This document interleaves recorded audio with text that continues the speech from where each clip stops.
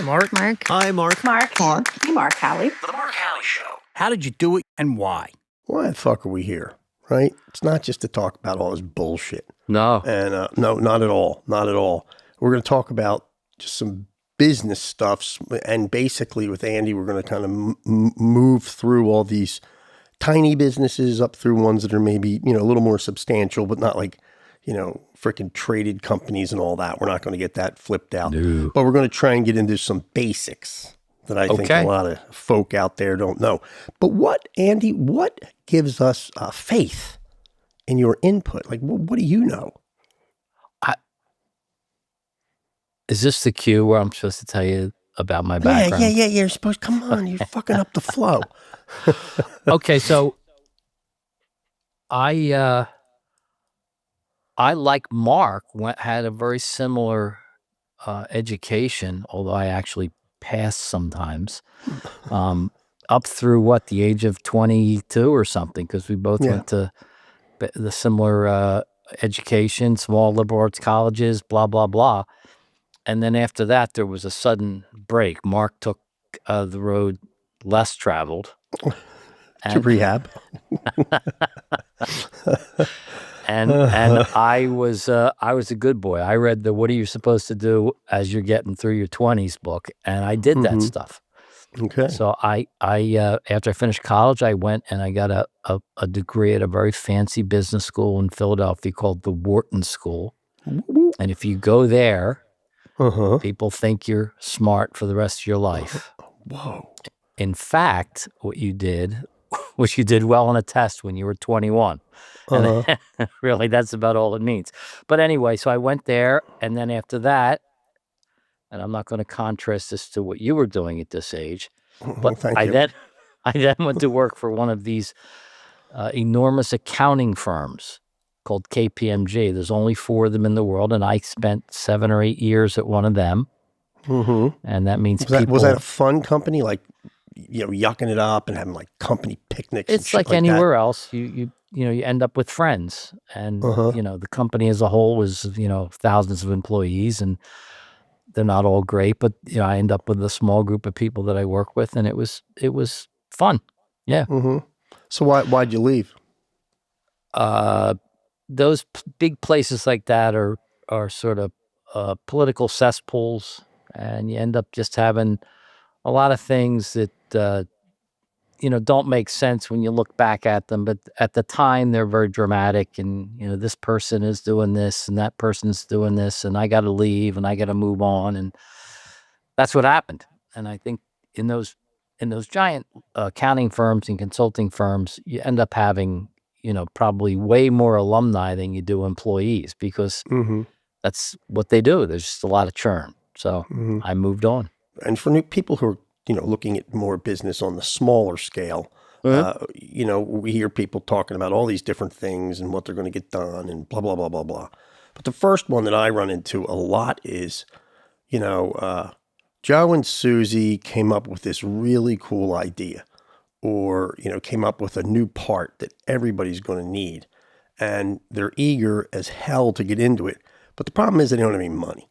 So they immediately say to me when I talk to them, well, I'm just going to run to the bank. Bank will give me a shitload of money and I'll start my business and we'll get it on. Right. What's the bank say? Well, it depends. It depends. We can't keep going back to depends. But let's say they ain't got no money.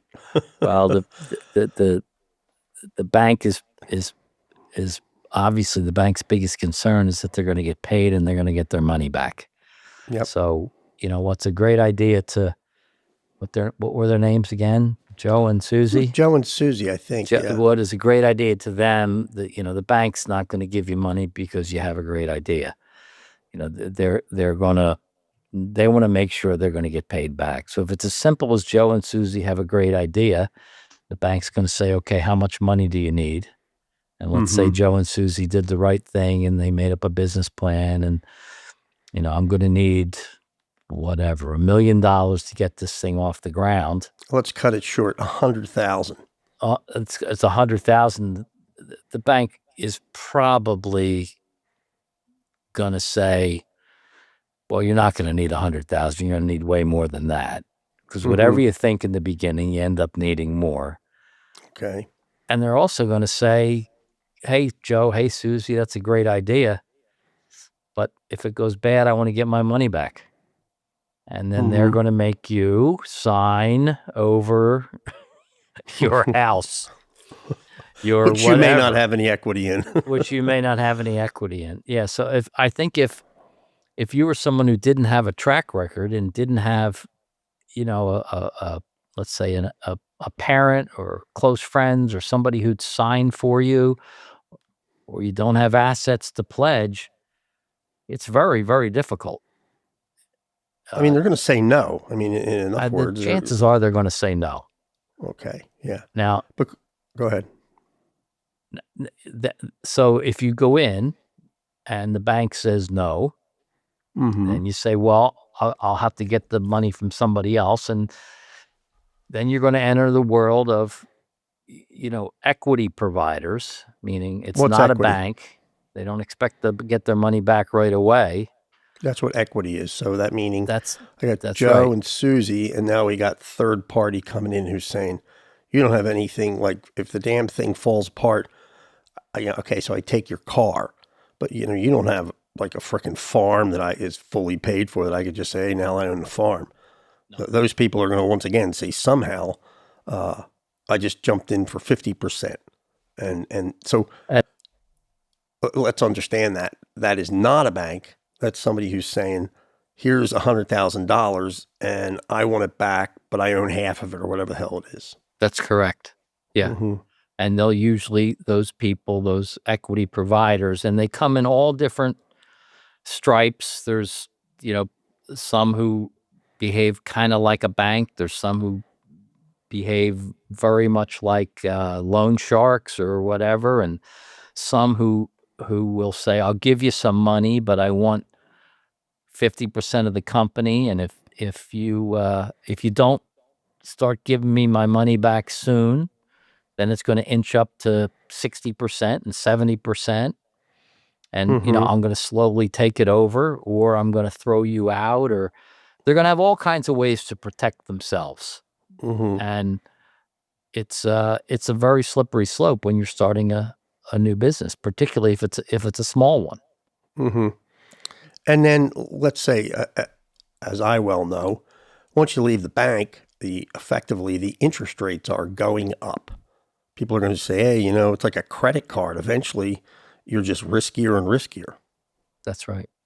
And there's a whole world out there, as you know, and many people know, that will mix and match these things many different ways. If you want $100,000, well, 50 of what I'm giving you will be a debt-like thing, and it will have a big interest rate on it. And the other half of the money, the other $50,000 won't bear interest, but it will give me ownership rights. And if you can't pay the bank part, the interest-bearing part back, then my equity part gets bigger. And it's all designed to say, if the person borrowing the money, if Joe and Susie do well and make money, everybody's going to be happy. If Joe and Susie don't do well, they start to fall off what they said they were going to do, then the hammer's going to come down on them. Yeah, yeah. Which is why so many smaller businesses really never get off the ground unless they have really, if particularly in tech businesses, if you really do have a better mousetrap, you might be able to attract people who will stick with you if your mousetrap looks like it's going to be very successful. Yeah, and then you're just, you're going to somebody and say, this is going to be the best thing in the world. And they go, yeah, it is. I'll Yes. jump in. Yeah. Yeah. And there's And a what do world you- out there. Go ahead. What happens, which you see a lot is, Joe and Susie, I think that's it. But anyway, they say, hey, we're going to be 50-50 partners in this thing. It's just, we're such good friends. This is just kick ass. We want to be 50-50. And are they sleeping together? Well, let's say for them. Are they married? Good, no, well, let's just say no. Let's just for the sake of any one of these things could fuck everything up. Let's But just let's just say they aren't. Okay, let's just say it's an arm's length business relationship. Okay. And I would say it goes back to something similar as with an equity person. If everything goes well and if everyone is making money, that 50-50 partnership could just be fine. Mm-hmm. But if things start to go sideways, either in the company or in their personal lives, then things could get crazy. I mean, Joe gets a divorce. Well, suddenly, Susie, who's showing up for work every day and working really hard, is basically getting dragged down by Joe's personal problems and his need for money. And she wants to buy something new for the shipping department. And he has to pay for a lawyer for his divorce. And, all those things where the personal and the business, interact, can cause those partnerships to come undone in a hurry. And I don't have the stats on it, but I would bet that way more than 50% of those things, the people go in very well intentioned, and within a short period of time, maybe it's a couple of years, if things aren't going really well, they're going to end up coming undone. Yeah, like Susie says, I want to buy Joey. And Joey says, fuck you. Well, I don't want to sell mine. We're kicking, why would I give that up? I want to have control. We're going to make a decision to buy a truck. I'm equal to you as to when we can buy it or can't buy it. That makes things kind of a mess. Now the buddies are like, wait a minute. That's bullshit. Yeah. We need a truck. That's correct. And it's just, it's just never ending. And I'm not going to say 90% of them fail, but a very, very high percentage of them end up just coming undone on all these, interpersonal and business related things. Mm-hmm. And so, as you know, Mark, as companies get bigger and they get more sophisticated, they end up having legal documents that define every possible, bump in the road that could be anticipated. There's buy-sell agreements and there's puts and takes and there's all these things. But in a smaller business where it's, we're talking, let's say, $1 million or $2 million in sales, they usually don't have all those sophisticated things thought out ahead of time. Yeah. As you really can't, because it's just, there's not enough you can't anticipate all the things that might go wrong when it's a much smaller scale. It's always hard to go to a lawyer because a lawyer is going to paint when shit hits the fan. Now you're with a friend or whatever it is. And now you have to go through these scenarios of one or the other screwing each other, or, all these things that you're like, oh shit, and now the lawyers have taken control, and right. It's all of a sudden they go looking into all the dark corners, and right. they're not happy corners to go into. It's like negotiating a prenup, which is like, let's negotiate the terms of our divorce before we get married, and that's crazy. Yeah. In the businesses, it's not that much different. Yeah. It's a tough subject to bring up with the loved one. When do you say, hey, honey, let's just, for shits and giggles, let's do a prenup. When do you bring that up? Over the dinner, in bed at night? I just say, shut the hell up, and screwed. You're screwed. I think that's the one where the couple is creeping towards marriage, and they have to go meet the grumpy old dad, and the dad pulls the kid aside, the boy aside, and says, son, I have quite a bit of money, and my daughter loves you, and I hope I love you too, but we do have, and then the dad says whatever he's going to say, and then everything falls apart, or the guy just is so excited about getting married. He's like, oh, I love her so much, nothing could ever go wrong. And, The That's numbers where are numbers in today's crowd are fighting against you on that one sometimes. So now let's move up a knock. You mentioned $1 million in revenue. So now you're getting some substance as a company, and let's say out of that you're making $100,000, and all of a sudden you think you're kicking ass. And now in this, in quickly, you run back to the bank and say, "Hey, I'm making $100,000, and look at me, and I own these 2 trucks. They're out my back, about my backyard, and now, you're going to give me $500,000. I mean, check me out. I'm making all this money, and look at my revenue. I mean, who wouldn't give me, let's say, $250,000? It's just a good bet." And the bank's going to turn around and say, "Let me think about that again, Joe." And what are they going to say? Well, they're going to say some version of what they said to the smaller guy, which is, I want to make sure I get my money back no matter what. So Once again, we go back to that one. Yeah, the number's going to be bigger, but I want to make sure I get it back. And in situations like that, banks are often, they're quick to say, "Well, I'll lend you money to buy the next truck," because of course they can go get the truck. Yep. And it's a tangible asset. But Okay. if you're still a smaller business, let's say under $5 million in sales,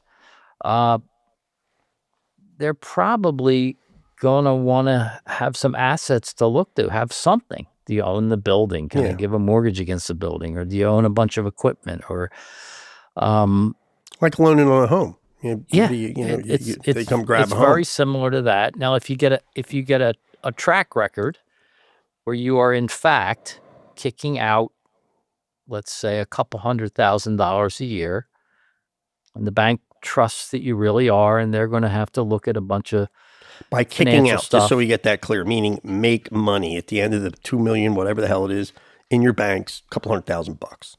Yes. Okay. And they may say, okay, well, if you really have an extra $100 and some thousand of what they call free cash flow, money left over at the end, okay, we'll lend you $1 million. We'll charge you interest and some amount of annual principal, but they're going to keep you on a very short leash. But now let's think about this. When you kind of talk about cash flow, maybe I got this wrong, or I might not have it perfectly described. But people out there owe me whatever $2,000, and I'm waiting for it to bring it in. But prior to that, I owe another person $180,000. So effectively, I had $180,000 in the bank. You say, woohoo, I can go pay everybody. But the problem is that bill's going to come back, and you have to get this $100,000 in. And now you get into this spinning thing where, do I have enough cash to pay the guy I owe and pay payroll? And then, when's the money coming in and all that kind of stuff. So I think if people are living at home and maybe they have a mortgage, a paycheck and a credit card, they're basically doing the same thing. Their money's supposed to come in from my paycheck and what I have to pay beforehand and blah, blah, blah, blah, blah. Yes. Is that a fair assessment? I mean, it depends. We have to leave that one. Yeah, I mean, the more I'd say, the more complicated it gets, and the more involved it gets, the more it ultimately comes back to those very simple things that you're saying. I mean, you can talk to people who run billions and billions of dollar corporations, and they'll use all these fancy words and all that stuff. But it does come back to things like, how much credit do I have left on my Visa card? Now, their Visa card happens to be a big fancy bank, and, it comes back to the same thing. How much more money can I get? And when am I going to not be able to get any more? And if I don't pay it, what's going to happen? And, you read all these things about giant companies having problems, and it usually comes back to these same basic concepts. You borrow money, you have to pay it back. Mm-hmm. And, if you can't prove to the people who lent you the money that that they're in fact going to be happy that they lent Yep. it to you, you're in trouble. And that's true of a little tiny whatever landscaping business as it is of General Motors. Now, let's go back to our conversation. Okay. Now we go to, and this may be something that gets into a company with a little more substance.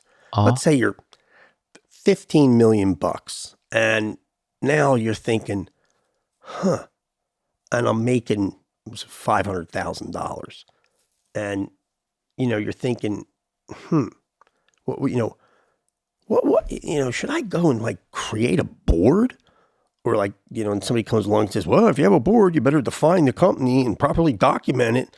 And I'm kind of like, at what point would somebody on the outside, at a cocktail party, and they say something like, oh, do you have your, what are those goddamn things?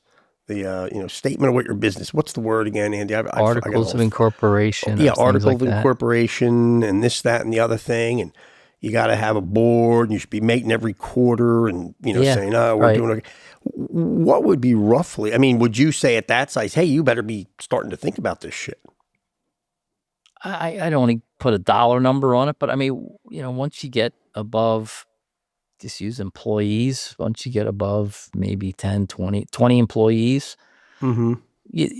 where you start having things that could get complicated, you want to have some formality to your decision-making process.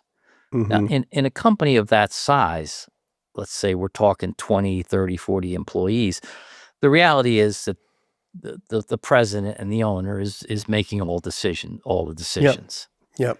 But you do want to paper things up properly. You don't want to have people coming back later and saying, well, you did something that wasn't properly thought through. If you're dealing with banks are going to want to have, the formality that they like to have in all their documents. So you should form a board, and you should have what they call corporate formalities. And I know you did all that stuff, Mark, Yep. Yep. Yep. probably to a fault. Yes, it's necessary, particularly as you get bigger, to have these what they call corporate formalities. You just want to make sure things are being done right for a whole bunch of reasons. If you're going to sell the company later, somebody's going to look into what have you been doing, for the last 5 years, and you're dotting all your I's and crossing all your T's. And you will get in companies, you'll end up, that let's say didn't do all that correctly. You're going to end up finding that, and you get crazy things. Oh, we're going to sell you the building, and you'll find out that they didn't sign the title papers right for Oh, some yeah. building they bought. And all those things, or you have a simmering employee problem, or you didn't properly put money in your, you weren't managing the 401ks properly. All these things that if you're not keeping your nose clean on all those things, it could come back to bite you. So, And now inevitably, I'm Big Boss Mark, and I'm hands on in the business. But now, you're going to have to detach some to get all that shit done, and yes, you're not going to go to, just Joe Schmo you met at a cocktail party. You got to sit back and say, shit, I'm going to have to take 8 hours a week to get this shit done, and I can't run the business. So what kind of lawyer are we advising here? I presume Joe in downtown is not the guy. usually you don't go to a lawyer until there's a legal problem, and hopefully you have an internal group of people who can figure stuff out and know when to call in outside resources. But writing the goddamn thing, you don't know what articles of incorporation are. You got to Oh, use for somebody who's got a those, brain. yeah, well, for those things like the corporate formalities, that's pretty much off the shelf stuff. Mm-hmm. In that you can get a lawyer to draw them up, and they'll say things like, well, what state are you in? I'm in the state of Delaware or whatever, and then they'll give you a standard set of them, and it'll set the table properly, and then Then they'll have they'll set up a board, and they'll say the board will be comprised of people who, 5 people and then there'll be a committee for this and a committee for that and a committee for this. And they'll set all that stuff up. And that is relatively routine if it's just owned by, let's say one person owns the company. Me. Yeah. Then Or you, let's say. yeah, all that stuff is relatively routine. Now, when it starts to get crazy is, you want to have let's say a big customer contract. Okay. And, you're dealing with, a big company and they want to hire you and you're all excited about it. And, this could be a great opportunity for us, but there's going to be legal stuff involved. I would say usually the company has to have someone inside who can do all that stuff with the company's best interests at heart. And then at some point you bring the lawyers in to paper it all up. Yep. But if you if you hand it over to the attorneys too soon, it's going to take on a life of its own, and it'll go directions that It'll become might not all make lawyered sense. up, as they say, going right, That- left, in between, and all that shit. That's correct. And as companies get bigger and bigger and more bureaucratic, that becomes a real real difficulty. You're dealing with a public utility or something. I mean, Fuck. you could end up having legal stuff tangle things up for months on end, and where the company, let's say your company, you want to get the sale, you want to move on, but it gets all lawyered up. So you'd hope to be able to have people internally who can do all that stuff before you have to get into the bureaucracy of the legal stuff and of. So let's say all this little internal shit gets done, and before you go out and get a lawyer, you say to the board, "Hey, here's the gig. This is what we want to do and or don't want to do, and this is what this individual has come to the conclusion with," and they come up to the board and say, "So, I guess board, by show of hands, what do we do?"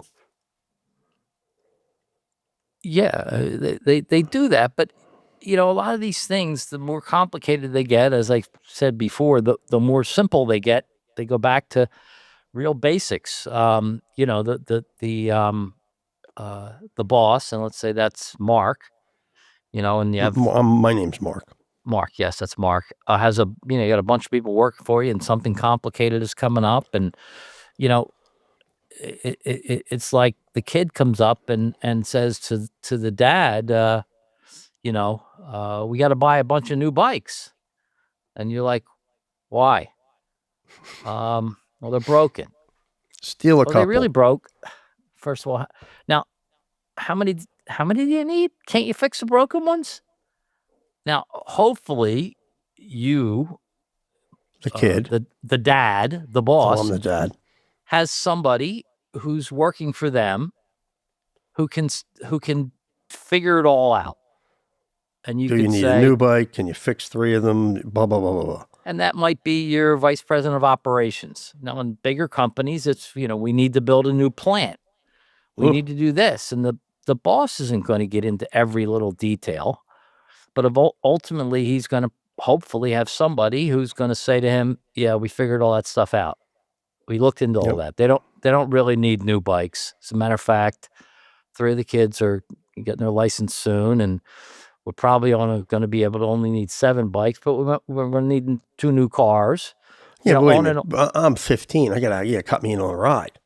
I can't use this shitty old one. Give me a bike. Those simple little examples play themselves out in gigantic corporate environments all the time. We have a business, privately owned, $40 million, makes $4 million. And they start to say, hey, wow, I want to sell this thing. Yes. And they go, shit, how much can I get for it? So I drag you in and I go, Andy, you know what this is worth? $60 million. Right. That's what it's worth. Uh-huh. And I'm going to have $60 million when we're done.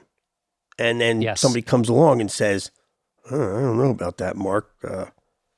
Let's figure that out. Let's circle back and kind of get a base. What do you think you can get out of this thing? Okay, so if you've jumped up to $40 million and you're making $4 million, you know, it's a real company. It has a track record. It starts to get the the sophistication that And all the corporate documentation you talked and about, all all the the corporate shit's in line. stuff and all. So it's a lot different than selling a small business with 5 people working for it.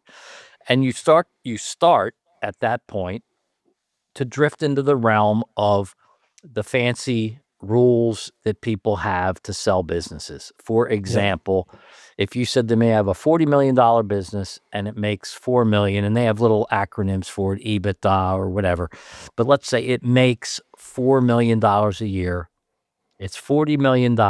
I'd say, is it like some fancy tech thing that's going to go shooting for the moon? No, it's pretty good company, but it's not, it's not going to be Microsoft or Google, but pretty good, solid company.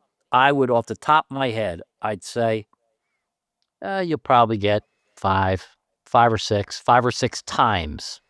So 400 times 6. 4 million. 4 million times 6. That's hard. 24 million. 24 million. So let's say, and 6 might be a high number. Maybe it's 5. If you have some company that really desperately wants to buy you, maybe you could get 8. But for sake of discussion, let's say in companies that size, it's going to float around 5 times earnings. That's with my business, that's pretty much spot on. Is that what happened? I forget the exact number. No, it's quite a bit more. Got lucky. Yeah, I think you did get more because in any event, but let's say 5's the number. Yep. So then you get stars in your eyes. You're like, whoa, 5 times 4 million, that's $20 million. I'm going to go and buy a house in Tahiti and just go Marlon Brando. I'm just going to sit there in Tahiti, get fat, and, bring in the young girls. But the presuming you have $20 million either on the way in or you just assume it. So that you get these stars, or the owners often will get their stars in their eyes, and you'll say, all right, let's look at this a little closer. The buyer, is going to give you $20 million. Do you owe the bank any money? Yeah, I owe the bank like $4 million. Well, you're going to have to pay the bank back. Oh, shit. So the 20 turns into 16. Okay. All right, you're still thinking Tahiti. I'll do that. Then you say, well, we're not really going to give you all the 16 right away. Why? Well, because I want that. But you can't have it right away. We're giving you, listen, in our mind, we're paying you $20 million. 4 of it you have to use to pay off the bank. Okay. 16. So now you're down to 16. But the only reason we're giving you the $20 million is because we trust that you're going to keep making at least $4 million a year. Because that's what you told me. But so what I'm going to do is, I'm in Tahiti. No, you can't go to Tahiti. Fuck. Because we'll give you half the money. No, not even half. We'll give you maybe 7 of it up front. Don't buy the house in Tahiti. Pull it back. Suddenly, the Tahiti dream fades. We'll give you 7 of it up front. Then we're going to give you, if you make the 4 million that you say you can make every year, and if you can do that every year, we'll give you some more money. Maybe we'll give you $500,000 a year if you keep making that money. It's taking a long time. And if you can grow it and knock the cover off the ball, and we wake up in 4 years and you're making $6 million a year, well, bingo, I'll give you the rest. Son of a bitch. So suddenly you're saying, I had 20 million numbers in my mind, and so I'm only going to get 7. I got to pay taxes. And then I got to pay taxes on the 7. And then I got a partner. He's going to want some. And then Fuck him. And then, on and on it goes, particularly in companies of that size. Let's call it a mid-sized company. where you're going to have a lot of people, and I know this happened to you, calling you saying, I'll buy your company. I'll buy your company. I hear you're doing really well. And then you go through this very frustrating process where what sounds like a big number gets smaller and smaller and smaller to the point where, and I know this is where you came in, Mark, where your head was, well, why would I sell it if that's all I'm going to get? I could keep Yeah. running, huh?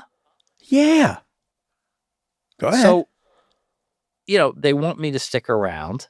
They And want you were on this. my board at this point. You were my consultation. Well, this happens to be our situation, but and then that's so common in smaller in small and mid-sized companies that buyers will come in, give you what appears to be a big number, but as you peel it back and peel it back, you end up saying, well, they're not giving me as big a number as I thought because they want to be sure that they're not spending too much money for So it. let me give a term on that that's very common. Earn out. So they owe you another whatever $7 million, and they're going to give it to you, but you have to earn it out. Meaning you have to hit certain numbers, like Andy said, and you're getting ticks for that. That's just correct. So terminology. Yes, there's all those things. Mm-hmm. And they're going to, again, I know you've been through this and I've been through it a bunch of times. And then you're going to have to, they're going to hold back money. Ugh. They're going to say, well, I'm going to hold back $1 million in case stuff breaks that I didn't think was going to break. Jesus Christ. Or that, that building you have, Uh-huh. that there's not going to be an environmental issue. How do I know It's there's fine. Fine. But so I'm going to hold back money in case that happens, and I'll release that in a certain amount of time. And on it goes. And as you know, there are lots and lots of people who will jump out there and say, I can sell your company and I can make you a lot of money. A lot of bullshit out there, I can tell you that. And there's a lot of bullshit. And, I'm going to just add you this. To those people, just say no. Generally, once they hear anything other than no, they kind of think you're in play. So go ahead. I mean, just your average guy calling you up, hey, Andy, I got Mark, I can find this guy who's going to sell your company's worth $40 million. And you don't know who he is. Yeah. My advice would be to say no. But anyway, go ahead. Well, that happens all the time. And, there's when you start going down that path, you end up getting all sorts of people who come at it from all different angles. Okay, so let's wrap this shit up. And without with no more further ado, I think that's the thing to say. We're going to say goodbye. All right, goodbye. Thanks again, Andy. All right, see you. Bye. Thank you for listening to The Mark Howley Show. If you found this story as intriguing as we did, give us a like, share the episode, and subscribe at The Mark Howley Show. New episodes every other Friday. Adios.